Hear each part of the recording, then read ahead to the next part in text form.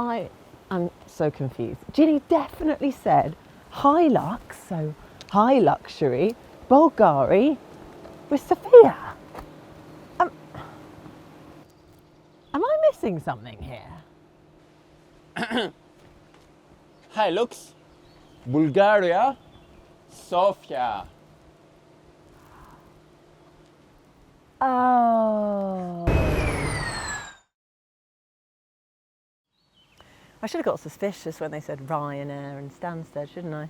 Anyway, I get it. I might not appear to be the target audience for a Toyota Hilux, but what I do appreciate is a car that does what it says it does. And I don't think it matters if you're a farmer, a builder, or a mountain rescue volunteer, or even the leader of a small revolution. Someone will say, eventually, just get the Hilux when you want rugged reliability. The Hilux has always been there, right? But Toyota has done something utterly ridiculous. If you'd said this 10 years ago, it's turned the Hilux into an EV. In this video, we'll be taking a look at decidedly average range, figuring out load capacity, and wondering if it still has the off-road ability that it should have. So yeah, the Hilux has now gone fully electric, but I think it's going to be a bit of a pick up that blurs the lines, isn't it? Because there is still an old school ladder frame chassis under here with a 59.2 kilowatt hour battery just tucked up underneath. 2 motors, one at either end to give the usual all-wheel drive, and a possible 159 miles of range. And yeah, before you shout at the screen, that isn't huge. Even competition like the KGM Musso EV and Isuzu D-Max EV can go slightly further. Now, tow a big trailer or piece of plant equipment and the range is just going to fall away like a drop rock. Not a problem unique to Toyota, but it could be a problem for people who do jobs that require hauling things about from the tow bar. The thing is, Toyota have basically said that they are aiming for this electric Hilux at fleets and regular urban route users, basically people that need localised zero emissions in a car like this, or pickup truck like this. Now the range isn't groundbreaking, however the silver lining could be that Toyota claim 10 to 80% charge in half an hour. So if you are on the go and you're using it for business, that is an easy half an hour stop and top up. They have also said it's not been designed to replace diesel, this is just an option. So eventually there will be the combustion, the hybrid, the electric, and even hydrogen-powered Hilux coming. So something for everyone. Might have a short range, but it should still have the same driving capabilities. Right, first things first. Now, the battery Hilux looks pretty much identical to all the other Hilux models, which means you're not going to be immediately mocked. So I think that's a thumbs up for that. Now, unbelievably, this is the 9th generation, and if you look at it, I think it's just a bit more angular, isn't it? A bit more modern than before, but it still looks, what is the word? Robust, which is exactly what you need. You get this broader grille, slim daylight running lights. Now, this EV is a little bit less mouthy here, because of course there's no engine to keep cool. Then you've got the chunky front bumper with a short front overhang, which is going to be perfect for kind of those off-road angles. Down the side, you've got dual cab, fully macho. Square wheel arches here, I mean, I love those. They cover 17-inch aero wheels. You've got some side steps, which might end up getting bent the first time you do any serious off-roading, and a 700mm wading depth, which is about this high, maybe. And yes, you really can wade an electric car, because you know what they did? They just waterproof them. Genius. And obviously the all-important bed in here. But there's no time for resting yet, more on that later. Now, on these fairly day-to-day normal roads here in Sofia, this car feels lovely. You know, it's nothing groundbreaking. It's smooth. What I do like actually is the, you know, you've got that instant acceleration, but it's a really nice power delivery. It's not too intense at the start. You know how some electric cars, you just kind of whoosh off the line almost with a bit too much power. This is really nice. So one slightly disappointing thing is, although it is a smooth drive, it tends to only be smoother at slower speeds. When you're picking up speed, because I've got no load in the back, the car is quite light in the rear, and ultimately it's just juddering around on every kind of lump and bump. So you are, as you can probably see, this road, it's not that bumpy, but you can really feel every movement. It's just exaggerating because the rear is kind of jumping up and down quite a lot. So I would say that is just something to be mindful of, and weirdly, if you want a more comfortable drive, you're going to have to carry a bigger load. Now when it comes to regen braking, if paddles are your thing, you're going to be disappointed. No paddles, limited regen braking. There is a B mode, and it's pretty good actually. I mean, it's not far off one pedal driving, but it's enough to help you on your way. But that is just the one setting for regen. Facts and stats for you. 200 brake horsepower, 350 pounds per foot of torque. We're talking 0 to 62 miles per hour in 9.9 seconds. I mean, not the fastest, but that's not what this car was built for. Top speed, 86 miles per hour. Again, not the fastest, but that's not what this car was built for. This car was built for going off-road. So it is time to get down and dirty.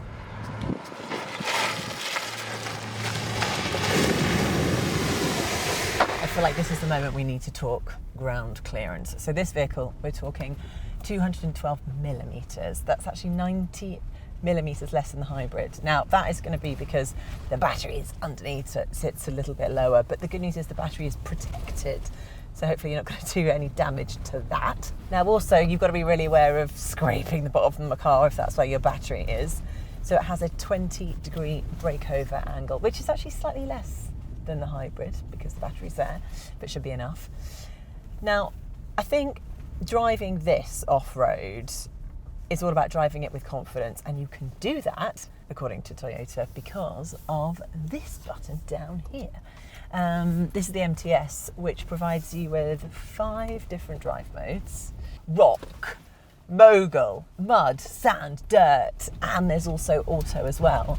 And that basically means, well, it clearly hits the kind of one solution fits all, but it will use the traction and the power control to deliver it to the wheels so that you don't have to think about which mode you need to be in. If you're not sure, just chuck it into auto. I've been in auto for most of this. And let's see how it copes with this. Also need to give a shout out to the beauty of having 2 motors, one in front, one in the back, obviously, so you are on permanent all-wheel drive.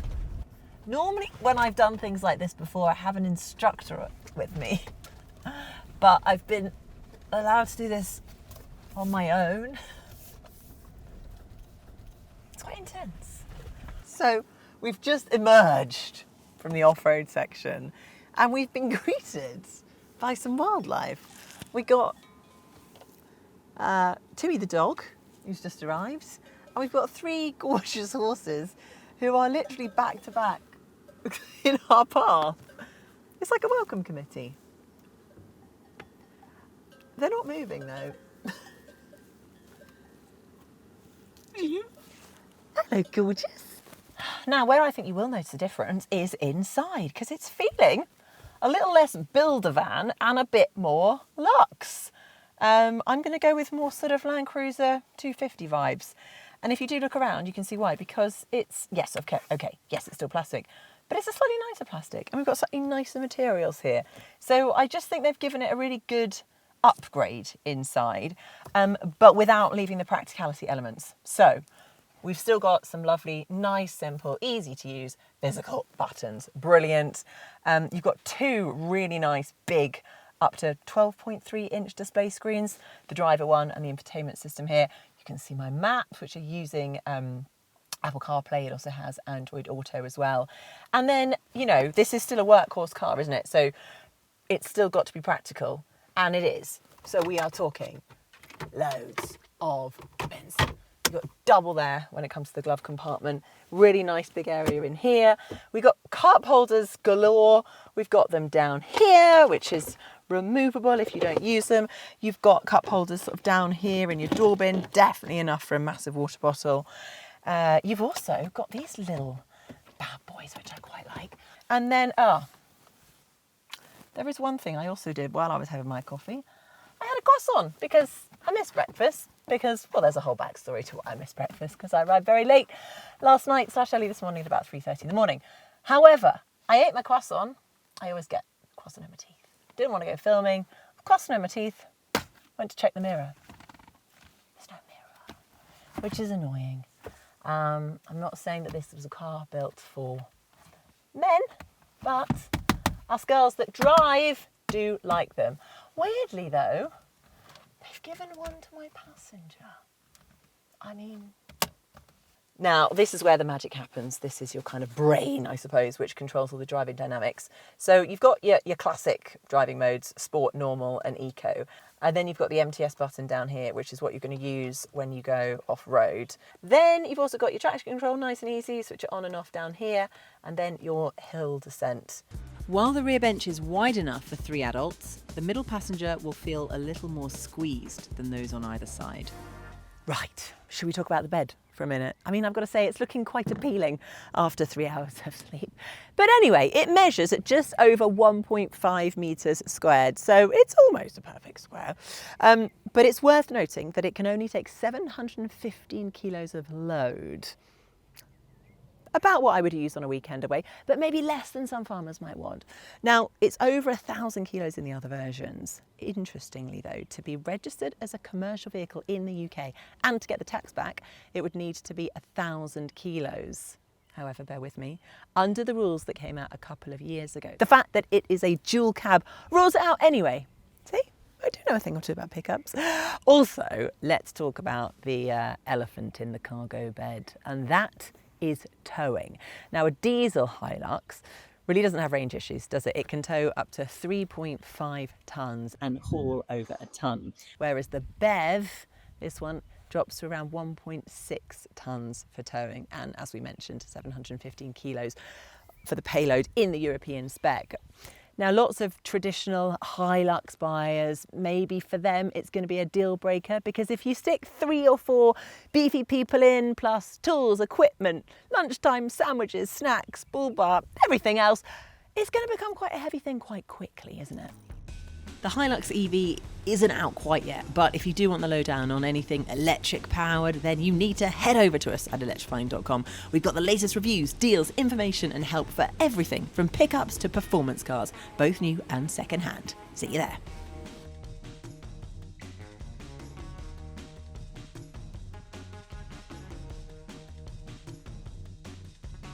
Well, I do have to say that Toyota have definitely created a drive that has really put this car through its paces and properly tested it to its upper limit. But what I am reassured by is that the Hilux is keeping me on track, going in the right direction. We've had no oopsies, and I kind of feel in control. Kinda. Most of the time, maybe. So yeah, it's going great. Still got halfway to go. I really hope I can deliver this back in one piece. When I say this back in one piece, I also hope we can deliver ourselves back in one piece too.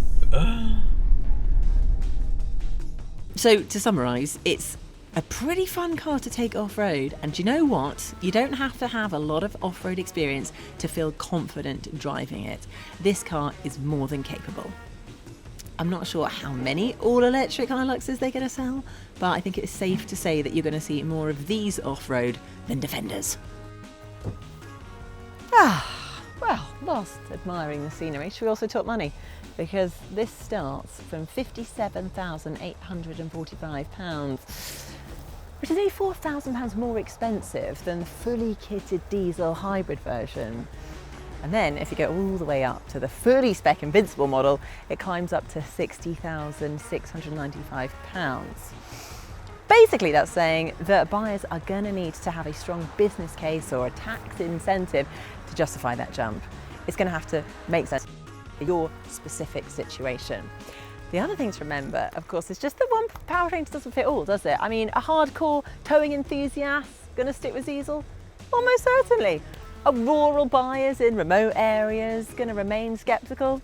Yeah, probably. But for businesses that operate in cities, in emission-controlled zones with those predictable daily routes, then this Hilux, all electric, could make perfect sense. You've got low running costs, quiet operation, zero tailpipe emission, all wrapped inside one of the most trusted pickup names ever. And you know what? If it doesn't work, there's a 10-year warranty with 1 million kilometres. Okay, it does assume an annual service, but still, that's pretty good going, isn't it? So the question is, has the age of the electric pickup actually arrived? Let me know what you think.